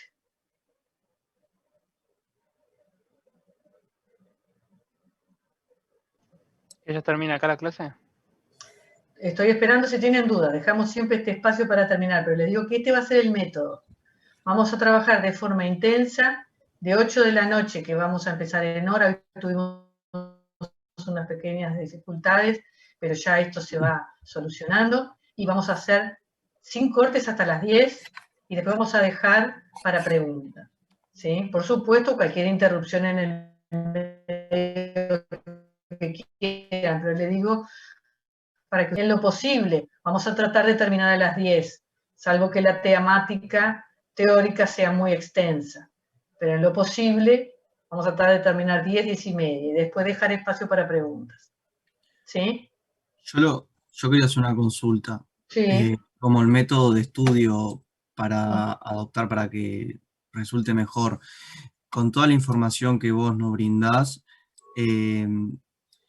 como que se me va un poco de las temáticas, o sea, es como que, ¿cómo explico? Como es mucha información, no puedo anotar todo, ni por subtítulos, ni nada, siguiendo la guía de clase incluso. Y La idea, esta clase es una clase amplia que lo que está haciendo es mostrarte el panorama de lo que nosotros vamos a trabajar, de las complejidades. Todo esto que yo hablé hoy, lo vamos a hablar. Por ejemplo, cuando hablemos de Edad Media, vamos a hablar del peso y la impronta de los relatos orales, detenidamente. Cuando hablemos o lo que preguntaba el compañero, sobre la iconografía en la Edad Media, la posición de los personajes, todo lo demás. Lo vamos a hablar en el tema del lenguaje. Vos no te preocupes, esto es un panorama general para que ustedes vean las cosas que vamos a tocar. Tengan un panorama de lo que se va a tocar y cómo se va a tocar. ¿Sí? Claro, sí, ahí va. Porque medio que me quedé como mucha información. Dije, no anoté esto, lo otro, pero bueno. No importa, lo vamos a volver a ver. Esto es como, viste, cuando vos lees la contratapa del libro o la introducción. Claro. Te dice todo lo que vamos a tratar para que vos tengas claro de cuáles son todos los elementos que están en juego. Perfecto. Muchas gracias. ¿Sí?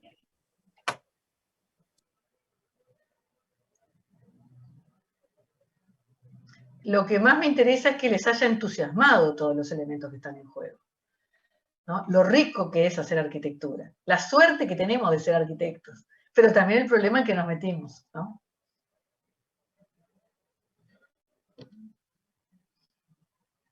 Bueno, chicos, si no hay más nada,